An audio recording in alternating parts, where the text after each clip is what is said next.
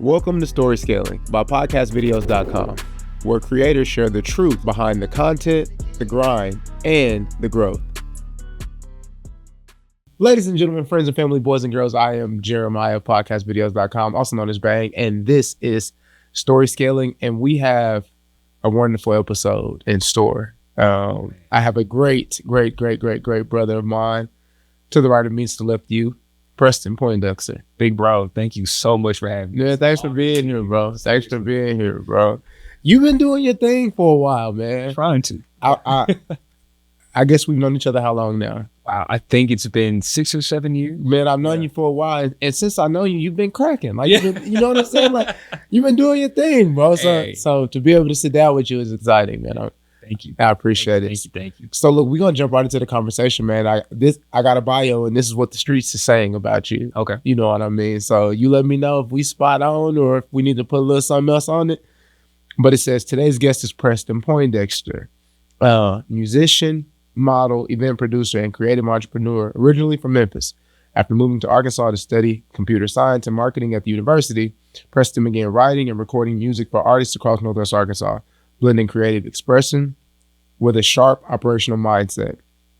Beyond music, Preston is a model, award-winning member of National Speech and Debate Association, reflecting his ability to move fluidly between performance, communication, and production. He is the founder of Black Opal Events, a community-focused event production and operations for nonprofits, educational institutions, and cultural organizations across the South and Midwest. Known for his calm problem-solving and collaborative leadership, Preston builds experiences that are thoughtful, well executed, and rooted in community. Friends and family, this is Preston Poindexter. Wow, you said a bunch of things I haven't thought about in years. Yeah. I haven't modeled in like 4 years, probably. And speech and debate, wow, yeah. I used to judge competitions around the country, so it's crazy to remember that. Yeah, man. Humble beginnings, but here we are. Bro, when you think about that, so like, there's a lot there. You know, you're event producer, musician yourself, curator. I mean, you bring people together in ways that I haven't seen many people do ever. You know, and so that's you. Like when you think about that bio and you hear that, you know, what kind of stands out to you? Because I know you don't see yourself like that always. Like you said, I forgot about that. Like, you know, when you hear that, what automatically stands out? I mean, at first glance, I have to say, yeah, I really did not know how to sit down. Rest was not the objective for a little while. But looking back, it is just crazy to see. Yeah, you did go to college for computer science. You haven't done anything with it, but you know, that is where you came from. The whole modeling and speech thing. Like, yeah, I'm used to being on camera. Like, there's a reason why I'm used to talking into a microphone.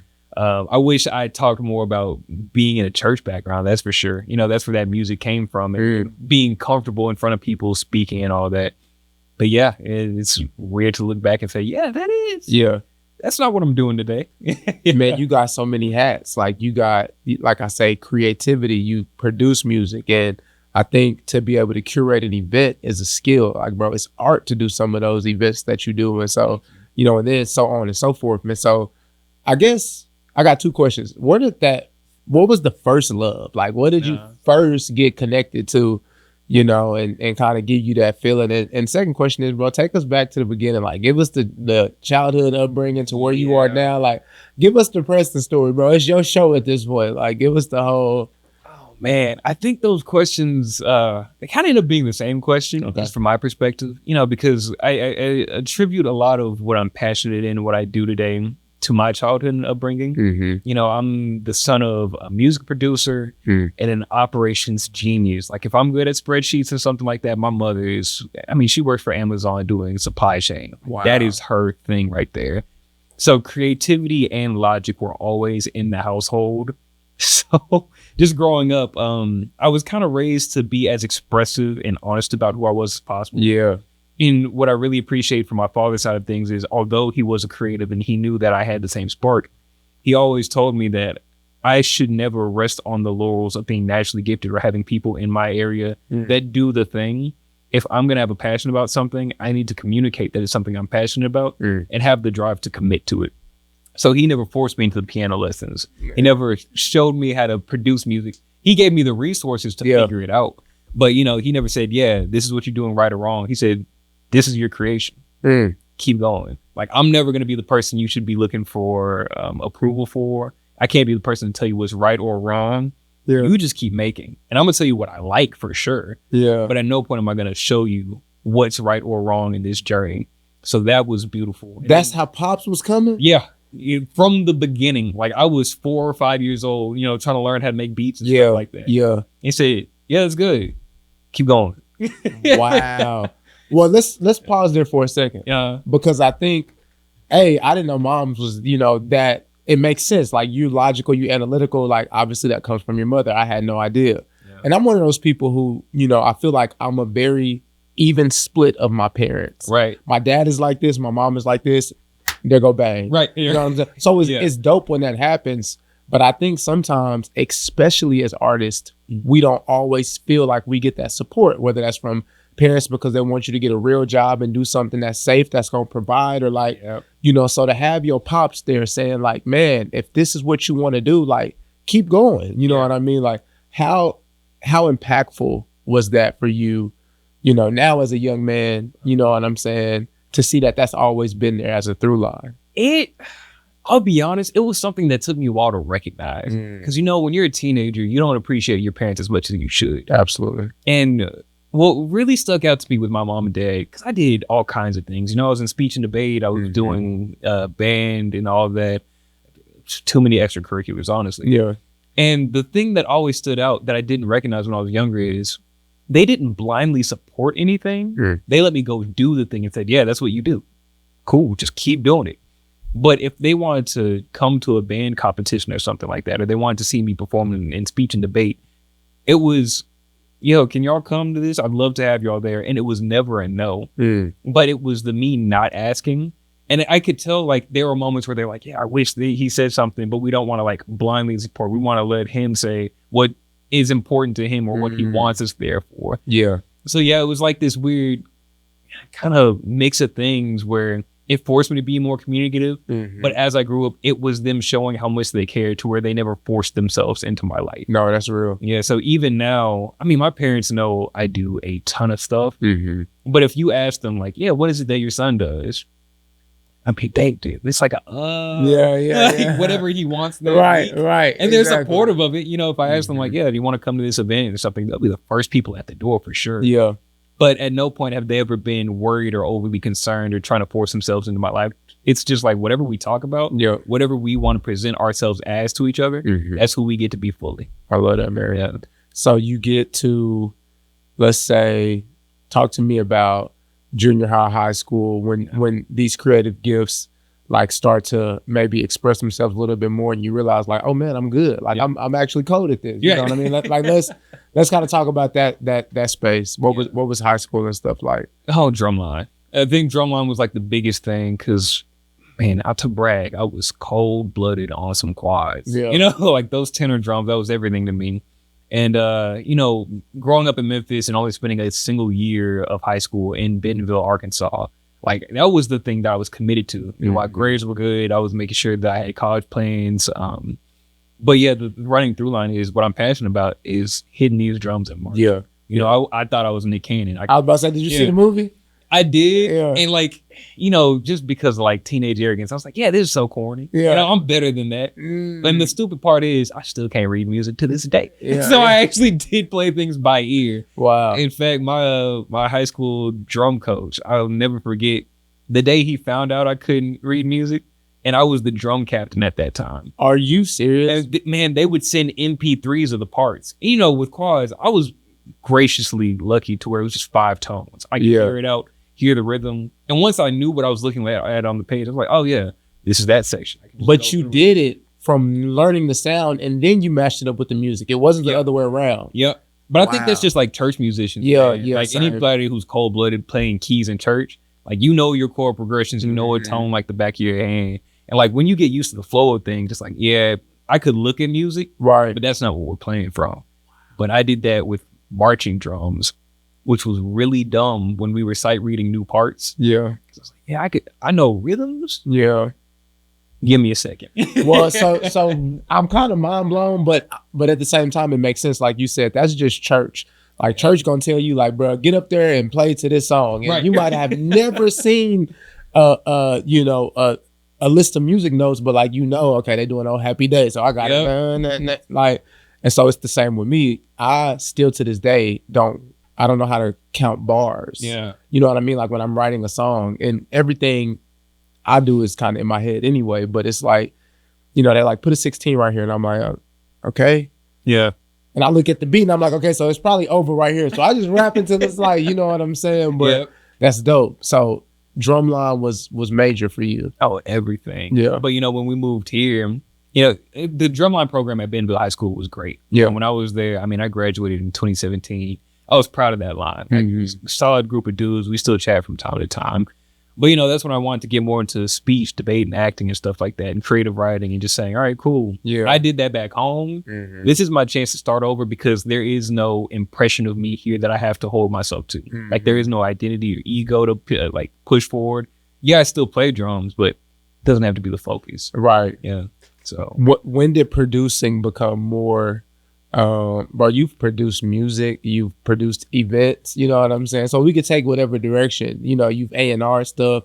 Like when did production kind of start to blossom for you? yeah. And who were some of those early influences to where you like, man, I got to try my hand at this? Dude, it is, I think you know this, but I don't think you actually like knew for certain. You know, the only reason I made beats as an adult was because I met Avi and Aaliyah. Wow. When we went to college together, she was a year younger than I am, so she came in as a freshman. And at that time, you know, somebody asked me to do. Cheers to Avi and Aaliyah. Beautiful artist. Yeah. She's got a project coming out soon. I'm gonna plug her on her behalf. She's not here, but I love her. Incredible. But I was doing mixes for the Divine Nine on campus. So like they had events and stuff like that, step shows. You know, I was just putting together soundtracks. Like, all right, you need this song, you need this song. I'll mix it together, just because I was around the studio and I knew how to do it. Yep. But she was looking for a producer at that time. And I know you and I have talked about it. She is a very strong, gifted classical hip hop artist. Like bars, cadence, and delivery, that is her pocket. She knows how to work with it.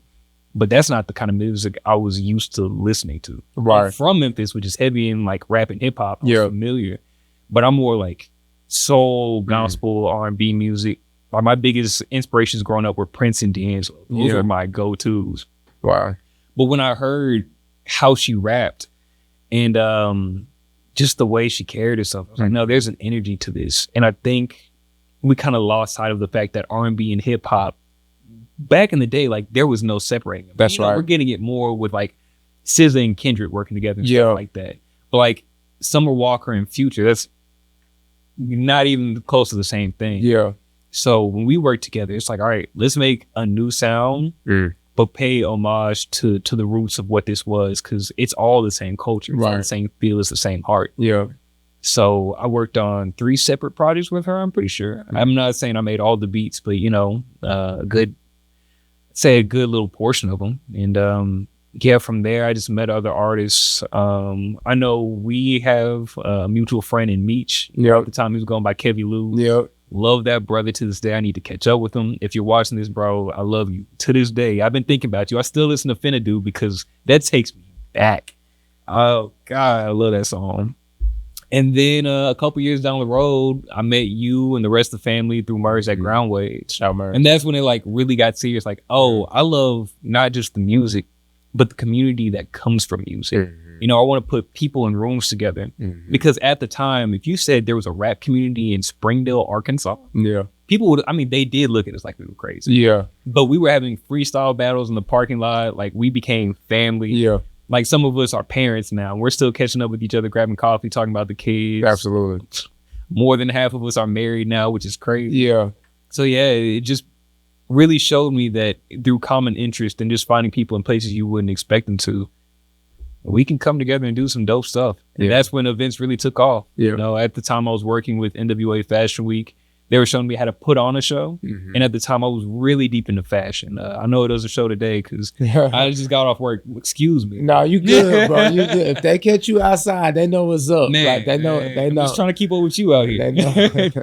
But yeah, just finding people on the journey and not making the event about me or anything that I care about, but finding people who don't feel like they have their community set and saying, yeah, well, no, we're here. We just didn't have a place yet. So that's currently what I'm working on right now. Yeah, man. I think you do a good job of making space for people.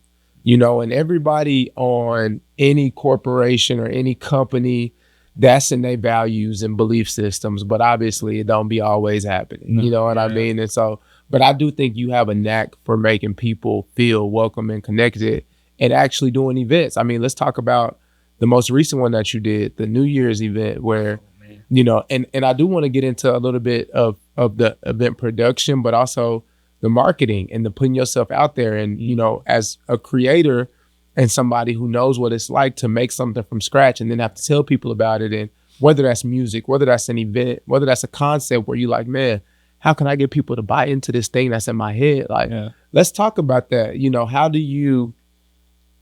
How do you take something that's abstract, right, and then bring it into fruition and then get people to see what you see? Yeah. You know what I mean? Like, how do you do that? Okay, this is where I snitch on myself, where I can say I don't have formal training in marketing and I barely have formal training in events. The way I like to look at the world, not just the work that I do, is be a kid and play pretend and keep playing pretend until it happens. Like, when you're a kid, you think, oh man, I'm an astronaut. I'm going to hop in a laundry basket and make rocket noises and get there. But when you actually look at it and say, okay, wait, what does it take to be an astronaut? Here's the math behind it. Here's what we need. Here's the materials to make the shuttle X, Y, and Z. That's when it becomes more interesting to me. So let's take New Year's Eve, for example. It was 1920s themed, and I want people to come in costume. But, we wanted to make it modern. Like, the whole idea wasn't, we're going to do 1920s again. It's like, no, let's do the roaring 20s, but modern. It's like, we've got hip hop going, I'm a black owned business. It wasn't intentionally supposed to be a black space, but it presented itself as like naturally what it was. It's like, we are in our roaring era now. Let's get dressed up for the sake of getting dressed up. Let's like really do the thing up and feel gilded in a way, like coat ourselves in the gold of the moment. Absolutely. And just celebrate together. So, I mean, God, it's hard to even think operations and marketing, because the whole thing I presented was, do you want to feel like a kid again? Even if we didn't say it explicitly, like we want to tug something in people's hearts to where the experience that you've been looking for or the world that you imagine could be when you looked at movies or TV or just in your imagination said, this is what I want a party to be.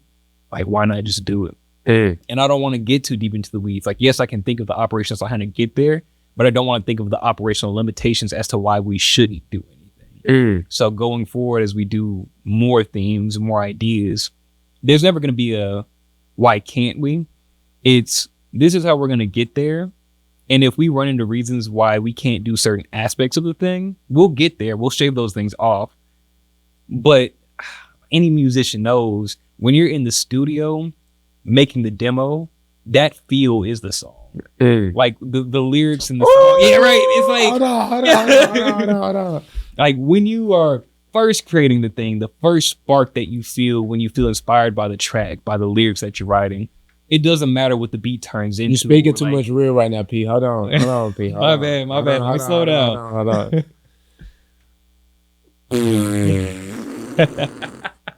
What you said, when you're a musician and you're in the studio making the song, that is the song. Right. And like when you're creating it, you're not thinking about the mix. You're not thinking about the radio plays or the streams. Like if you go in with the intention of like, oh yeah, no, people are going to be in the club and they're going to feel X, Y, and Z. And like, it's going to make me all this money. That's like, you can do it that way. But the feeling you feel when you're creating it. Oh man, I think I thought of a metaphor this morning. Like, I don't know if this is going to land. All right, name the 3 most futuristic sci-fi franchises that come to mind. Like, if you can name the first 3 sci-fi futuristic things in your mind right now, franchise-wise, what would they be? Avatar. I'm not super into sci-fi films. You don't have to just the Star Wars. That's the one, right? Yeah. And I know without fail, somebody's gonna say Star Wars in those top 3, right? Yeah. Because it's like, yeah, this is what future feels like. This is in my heart, like what I imagine human possibility to look like. They're traveling through space. Yeah. They're doing all these crazy things, and like they know humanity and technology in a way that we haven't discovered yet. Yeah. But in every Star Wars movie, in George Lucas's mind, he knew he was going to start it with the same words. And what are the first 4 words you see anytime you watch any Star Wars movie? What? A long time ago. Mm. So like, yeah, you might be creating a futuristic world and all that, but like what it comes to and what the end product is and how it presents itself doesn't even matter. It's the feeling that carries itself. Because Star Wars told you 9 times already, a long time ago. Mm. But when we feel we want to think about the future, like what's possible, it's still that option right there. Put it on. I don't know if that had anything to do with what I said. Well, bro. So like you saying something, and it's really profound, and it reminds me of why it's important to have these conversations, because I'm grounded in something that you said. And I had a conversation with Eddie Canyon. You know, that's our brother. Like, and EC was talking about this idea too of how, you know, completion is really more important than outcome. Right. You know what I'm saying? And like, he has this metaphor where he says, I used to want to make it, but now I just want to make it. Yeah. You know what I'm saying? Yeah. Like, I used to want to be big and make it in that way, but now I just actually want to make something, like create. Right. You know, and I hear you speaking, and it's really convicting and challenging even for me, because I'm somebody who, you know, I know that Quincy Jones said, God leaves the room when you think about money in the studio. Oh, 100%. You know what I mean? Like, you are taking the essence of what you're doing completely out of it when you're thinking about anything other than this moment. Yeah. Pro Kid is another example of that. When you're in the studio with Pro, he don't want to talk about business. He don't want to talk about, you know, what's going on, stressing, unless it's helping like communicate and create that body of work, like leave it, you know? And so even as I hear you say, when it comes to your events, you're like, man, I just want to get that same feeling of being a child, and you hop in that laundry basket and you go to the moon. Like, why can't I hop in my, you know, version of a laundry basket in my adult life and go to the moon? Like, what's stopping us? And so I'm hearing you basically say the destination is the journey. Mm-hmm. And I think that's something that's lost on us today, because we are so outcome based. Yep. And we are comparing ourselves by metrics and stuff like that. You know, I was talking to somebody today. We're musicians. Yep. And so we remember a time when being good was your calling card. You know what I'm saying? Like, they'll sign you in the subway. Like, if you were good, you know what I'm saying? I think it's Big Sean that got signed outside the radio by Kanye. Ye was like, hold on, who is this? Like, but now, you know, being good it's barely gonna get you to the table. No. You know what I mean? Like, everybody good now. Like, it's like, what else are you? Are you entertaining? Are you creative? Like, can you capture somebody's attention on that scroll for, you know what I mean? And so anyways, all of that to say, man, I agree with you. I think that's a really dope perspective and a really important way to look at it. It's like, at some point you can have all this technical training, but it's about the heart behind what you do and the feeling that you want to evoke. And I'll double down from the marketing perspective, because I know that was part of the question and I didn't even touch it. You can create the thing. You can like say, yeah, this is my imagination, but conveying it to people is a whole other thing. I think I can just simply say, if you want people to be on the journey with you and you want to describe that feeling, you're never going to be able to capture it by just saying, yeah, this is the thing, like writing paragraphs. Like, you can't make a standard operating procedure, like coming into the room and feeling it. Yeah. So, I mean, if you want to describe a painting or a picture or a feeling, more words make it less tangible. It makes it less clear. And it's just the right words. You know, and not buzzwords, not marketing. You know, I don't ever want to think about SEO when I'm just trying to have a fun night. Especially like when we're talking about, I mean, the audience I'm trying to work with is professionals 25 and up. We have enough of trying to fine tune the details to make sure we have the exact right messaging and get our exact audience. Like, no, we're going to give you an idea and a feeling of what this thing is. If that resonates, join us. If it doesn't, I'm more proud to find experiences where people drop off because it's not for them. I would rather you say, all right, cool, I'm not interested. Because what's going to make that room so special is everybody playing along, pretend with us. Yeah, man. So what do you have to say? Because like I said, I think that's really well said. But then there's also another side of it that's like, yeah, we can say, you know, play pretend and be imaginary. The fact of the matter is, you sold out this venue in less than a month. You know what I'm saying? So there is a function of it that's like, to somebody else that's wanting to do events or create something and have it well attended and sell out in however long, like, what do you say is the way to put something out there, communicate yourself? How do you get people on board and invested in, and you've kind of touched on it, here and there from a very high level standpoint. But if you giving somebody like action items, like, man, you want to do an event, man, you want to put your art out there, like, keep these couple things in mind. What would you say to somebody? What's the most important thing? Ooh, y'all are going to hate me for this one, because I don't believe there is a concrete answer. I think it really just comes from being genuine and honest about what you're trying to do. I mean, Black Opal, the event company, because I've been consulting for years, but actually putting on my own events, ticketed events, has only existed for 4 months. We can't even say there's a standard operating procedure because we've only done 2 ticketed events. There is no standard yet. We're just operating. Right. So I think the thing that's really just been driving us forward is don't try to make a business out of passion. Turn your passion into business. Be passionate about it, and you will find those answers. Because frankly, if I had to think about it, I could come up with some answers about what's going to work for you. But nothing but cakes and a cake from Cold Stone don't have the same language. Like, they are both desserts. And if you want to make a dessert too, like, you got a blueprint on what that looks like. But you're not going to be able to run it. The operations aren't the same. The messaging's never going to be the same. The feel that people feel when they walk through the door is not the same thing at all. So I guess really just stick with it. But of course, know your operations. Of course, there's going to be the ticketing aspect of things. You need to know that marketing is important on social media. You have to make sure that you have your taxes in shape. If there's anything I can impress upon people my age, younger or older, any community, make sure your books are secure, because that never changes. Yeah, that's real. But yeah, if you're just thinking about like how to communicate something to people and how to create it, it's really up to you. It's like my pops always said, it's like, yeah, I could show you what it looks like. You can be in the room and I can give you the tools to do it. But there is no right or wrong answer. It's just how you do it. Yeah. And I think more people should look at their business as an art, especially when you get into these creative fields. How important is social media in today's age for the success of anything, whether it's music and getting the music out there, whether it's the event and getting the comms out there for the event? I know, because we work in this world, but I see like right now today, there's 300 billion shorts and reels uploaded to YouTube, Instagram, Facebook. I mean, we talking almost 500 billion today. You know what I mean? And so when we see this as something that is so big and such a high volume, how important is it to utilize social media in your experience? And would you say you can be successful without it? Or would you say you need to use it and here's how you leverage it? You can be successful without it. Let's start there. Is it an uphill battle? Yes.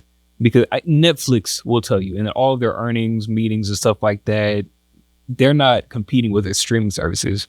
They are openly saying we're competing with TikTok. Wow. We're competing with YouTube. Like, it's an attention economy. Yeah. But you can be successful by finding a community that doesn't operate on that same wavelength. And what I can, give some game to is that the algorithm isn't what people think it is. People think that there's some sort of programming background, numbers or code that's like driving what we see on the day to day. And to some small extent, that's true. Right. But people don't understand that they are the algorithm. Hold that for a second. Yeah. Man, cheers to it. You speaking some facts. I seen somebody say, we have really communicated the algorithm in the wrong way. Right. Because you think it's based off computers when it's based off of human relevance. Exactly. I just read that like the other day. I haven't heard that quite. I might have to look that up just so I can get it. So keep going on that. Like speak to that. You saying it's not like a bunch of iRobots back there like da-da-da. No, the algorithm is comprised of people. Yeah, it's interactions. It's how it makes you feel, whether it be positive or negative, how long you start looking at the thing, whether you hit like or share to other people. Because I'll tell you right now, what I hate to admit it, because I don't like operating or thinking like this, but hate is driving people more than passion is right now. The absurdity of the world and people having to say, are you looking at this? Leaving a comment, sending it to one another is what drives the world the way it is right now. Well, you just said two things. You've said two things that have just really shook me. I'm a wordsmith. Yeah. So like the words be really just, sometimes they just be sitting with me where you said Don't build your business off passion. Be passionate about your business. Or how did you word that? Don't be passionate about business. Yeah. Build your business off of your passion. Right. Yeah. Right. And then what you just say? Like, I hate to think about it this way, but hate is driving people more than passion right now. And like, it's gotten to a point now where we're losing sight of our passion. Man, biggest pet peeve. We had hobbies in the 2000s. Before we had hobbies, we just did things for fun. We were trying things. But now a hobby is called a side hustle right now. Like, it's not the same thing because it has to be driven for the sake of something else. You know, you can't just exist in pleasure. It has to be to escape. What should be doing? Like, when you should be thinking about stuff? Like, where these thoughts come from? Praying, Bro, right? I ain't even think about that. Bro, I ain't done nothing for fun in a long time. Right. And even like us for music, right? Like, yeah, music is our passion. This is something we love. Yeah. But it is still a source of income now. Right. But once you remove that factor out of it, I mean, it's like Pro says, right? The moment you start thinking about money and stuff like that, I don't even want to do this anymore. Literally. Just create. But if everybody got on the same page and said, I make crafts. Yeah. Like, when's the last time you heard somebody say, I knit? I don't own a shop where I sell knitted goods. Like, I do this for fun. Right. Nobody's thinking like that anymore. Mm. And like before Jordan, people were playing basketball for the sake of playing basketball. Right. And of course, there was a check to be made. Yeah. But like now... No, that's real. I need to hop at this bag because it's something I'm like anti-passionate about. Like, the NBA isn't the NBA anymore because people are so excited about plays right now.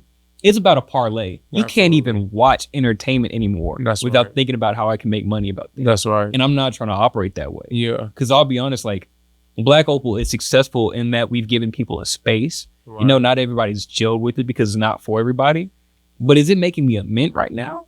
No. Yeah. Because like that's not what we're trying to do. Like, we'll give tiered experiences so people can get different levels of things we want to like share access to.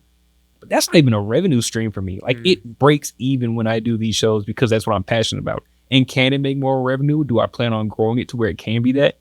For sure. Yeah. But by leading with my passion, not being business minded and trying to nickel and dime and like do it for the sake of being rich, I've been way happier because I'm not stressing about the margin. Mm-hmm. And I think the moment we all live like that, like connect with people online because it's love. It's not for the sake of getting something out of somebody. It's not for the sake of sharing what's going on that's crazy. Because the moment you stop giving attention to hate, the moment it stops existing. We can just be people, and that's all that I'm driven by. I want to touch the heart of people, not the thing that's driving them to survive, but the thing that drives them back into that state of play, imagination, and safety. So I don't know. That's my soapbox right there. Preston Poindexter, ladies and gentlemen. Wait, I need the applause right here. Make sure y'all put in applause right here when y'all editing this. Like, dang, bro, that's a lot to chew on. That's a lot to chew on. Man, I don't got no hobbies right now. But I think you do. Well, what you think? Because, again, every musician, I know I'm talking to y'all specifically because I do the same thing. Yeah. How many songs do you have in your drafts that don't feel like they belong on a project, but you just like them? And you just go back to and revisit them? Yeah, that's real. That's your hobby. Yeah. And you know what's crazy is that I know you for a fact are not out here saying, dang, I can't wait to get rich off this project. Yeah. You share it for the love of sharing it. Right. And it happens to make you money. All right. That's so real. You got hobbies. All right. They just happen to like come with some. Yeah. All right. That's fair. Fair. All right. That's fair. All right. That's a good check. That's a good check right there. So, don't feel disheartened because you're making money off your hobbies. Yeah. Right. And well, that's the thing too. I don't hear you saying in no way like don't make your money or like don't, monetize your hobby if you can, but it's a difference when that's your focus versus that's a byproduct of you doing the thing that you love. Yeah. Any successful person will tell you there's two paths. Yep. Like you heard of the Savannah Bananas? No, I don't think I have. Bro, I'm finna shake up your day. It's a dude that bought a failing baseball franchise. And think the Harlem Globetrotters, but for baseball.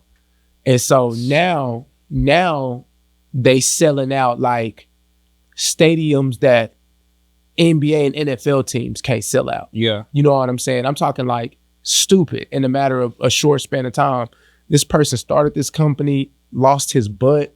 Like the first thing, I'm talking now, they doing 60,000 tickets. Shoot. You know what I mean? To come see these people act up and play baseball and dance and, you know what I'm saying, put water on each other's head. It's crazy. It's for a family, you know. But his thing is, I wouldn't sell my business to the MLB. Like, it don't matter how much they offer because I'm doing what you were talking about. Like, I do it because I love it and I care about it and I want to make 1 billion fans. Right. That's his thing, like 1 billion fans. And so now, as a byproduct of doing something he loves and cares about, he's absolutely loaded. I mean, I'm sure he can't spend all the money that he got, but he's never been about the money. Right. You know, and then you got the people that are about the money. And I'm not saying either one of them is wrong. I'm just saying you have to know which path they each lead to. Oh, yeah. You know what I'm saying? And it's biblical too. Like, preacher's kids. So I can't help but think of things like this, right? Yeah. Let's start from the basis of like, all right, when you chase that money, the Bible doesn't say money is the root of all evil. People say that. That's right. They get that wrong. Right. But it's the love of money that's the root of all evil. Chasing that and making that the goal and like the thing that drives you. That's right. But the inverse, okay, let's say God is love, right? Start there. And God says, when two come together in my name, I am with them, right? Right. And that the joy of the Lord is everlasting. Connect all those things together. Yeah. If two people come together just because they love something, I'm there in it. Yeah. That's what I want people to feel. Like love and passion. Yeah. And if you do that, eternal passion and love is there. Like you can be joyful forever because you're just doing things for the passion. That's real. For the love of it. Yeah. That's just everything to me. Right? Yeah, man. Yep. Look, you didn't drop so many gems, bro. Give me anything you need to plug, anything that's coming up. How can we support you, follow you? Like now is your time to just kind of shout out. If it interests you, don't follow just because you hear my voice, but if it is something you want to take part in, Black Opal is, I think, I can't even say it's the first because I can't speak for other people, but it is an event company really solely dedicated for people 25 and older. Like we got jobs, we got families, careers and stuff that bog us down to escape and just have fun. Like we're not trying to be pretentious. Yes, we do nice and luxury events, but it's because we feel like we should celebrate one another, not because we're trying to like make a buck and be all hotty toddy and all that. Like we just want to be around good people who want to feel connected. So for the rest of 2026, once a month, we're doing a social hour called Club Noir at Moxie, where we're going to have theme nights where you just come and you're dressed to impress for each theme. We're starting with Mardi Gras in February. So like you can come in all the Mardi Gras garb, or you can do Mardi Gras colors in your outfit. You know, go crazy. It's up to your interpretation. Yeah. But the main goal is let's just get together because we can. Yeah. You know, it doesn't have to be for a nonprofit or a purpose. Those things are beautiful, but like not everything needs to be a networking event. We can just have fun as adults together. So we'll be back with holiday parties too. I've got a couple of projects that I'm working on that, you know, things for men to just come together and like, be guys in a healthy community. But yeah, we're all on blackopal.events. That's our website. It's our Instagram. That's BLACKOPAL.events. But yeah, feel free to connect with us if you have ideas or things that you're passionate about. Just start a conversation because that's where all of this starts. Yeah, just connecting with people. I haven't asked this out of respect, but there's a supporter in me that's wondering if there's any music coming anytime. No pressure on that. You feel me? Like, hey, no pressure on that. Just curious. Just curious. We done heard your stuff, man, and we love it. The people love it, and so I'm just curious. Or another way to ask that is, are you in a space where you've been hobbying or creating or having any fun? That's a better question. Yeah, that's a better question. Sincerely, have you been doing anything, or have you been not really playing with it much? Here's the funny thing, because I'm still discovering the answer to that. Yeah, I have not created in 2 years, but I felt more passionate about music than I ever have in my life. I feel that. To where I can hear the ideas and passion coming back in. I feel because that. It's not active. I feel that. You know, I'm listening to music all over again where it feels like play again. Yeah. So now I'm thinking to myself, oh man, if I were to make a song kind of like this one, how would I do it? What kind of lyrics would I use? But I haven't made anything yet, but I feel that urge and drive coming back around. So I'm waiting for the right season where everything is clear and where I can just share perspective. I love that. Because since the last time I made something, I feel like a different guy. I feel that. I feel that. Just by growth, experience, different perspectives. But yeah. No, that's real. Yeah, I'm excited to get back to it. I can't say when, but I know it will be back. Yeah.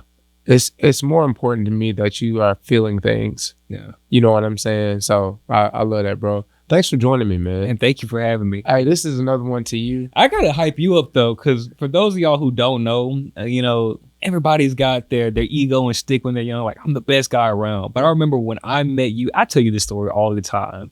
Just the light that you had when you walked in the room, knowing, and I will say this 10 toes down, you were the best rapper in the world. Like, you came in with energy, execution, you were technical with it, and you knew how to have fun. You had stage presence, even if it wasn't something you were trying to present. But it didn't come out of ego. It was, no, this is what I love. I want to share that art with y'all. Come closer. Let me share my story with y'all. And I want to make you feel like you can do the same thing. It's literally your name. Like, believe, aspire, achieve, now go.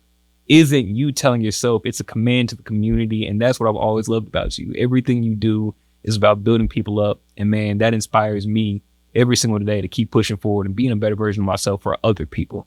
Dang, bro. Thank you. Of course. Amen, bro. Glory to God. I received that, bro. Amen. Dang. Hey, this is my brother P, man. This has been a great episode. Thanks for coming, bro, and thank you for saying that. I'm serious. I received that, bro. You're my big brother. Until I die, like, man, you're going to be at my wedding, I promise. Man, we'll do this again, bro. Thank you. Absolutely. Until next time, you guys, make sure to like and subscribe. We want to be really intentional. I've been having a blast doing these episodes, and now we 50 episodes in, and we'd love for more people to, learn about what we do in case you want to come on, or in case there's something that we can say that can encourage or inspire or even give you some keys. Like, Preston is somebody that's been doing phenomenal work in this area and beyond for quite some time, but he's a normal person. He's approachable. If you see him out, I promise he will have a conversation with you, depending on what he got going. You know what I mean? I love people, but sometimes I'm antisocial. You know what I'm saying? Depending on what he got going, you feel me? But yeah, thank you guys for watching these, and talk later. See you.